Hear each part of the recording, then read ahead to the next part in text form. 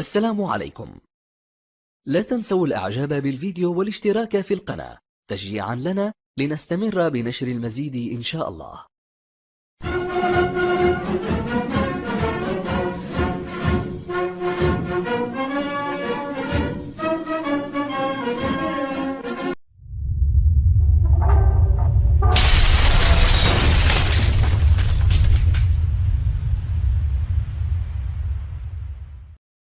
الأمريكيون مدعوون إلى زيارة الصحراء الجزائرية، والدعوة هنا أطلقتها سفيرة الولايات المتحدة الأمريكية بالجزائر في تعليق لها على تصنيف صحراء طاسيل ناجر بأقصى جنوب الجزائر ضمن أكثر الوجهات العالمية التي تستحق الزيارة خلال السنة الجارية.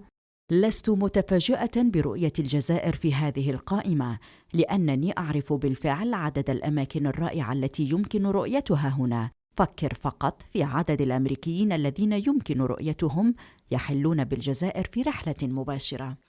دعوة واشنطن مواطنيها لزيارة الصحراء الجزائرية إشارة واضحة إلى مستوى الأمان المرتفع في المنطقة، وتأكيد آخر على الموثوقية الأمنية العالية التي تتمتع بها الجزائر عالمياً، في تحول جذري لموقف الخارجية الأمريكية في تقييماتها الدورية للتحديات الأمنية للجنوب الجزائري ومنطقة الساحل والصحراء.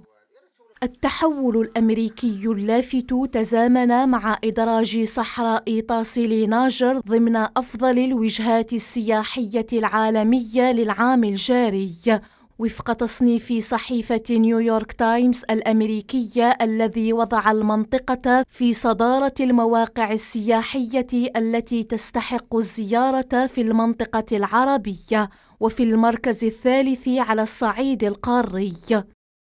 تقرير الصحيفة الأمريكية يكتسي قيمة استرشادية عالية في أوساط الجمهور ومجتمع الصناعة السياحية، بالنظر إلى التأثير القوي الذي تحظى به الصحيفة وسط الصحافة العالمية، وتمتعها بنفوذ بارز في الولايات المتحدة وحضور وازن على الشبكة ومؤثر في اتجاهات الرأي في بلاد العم سام.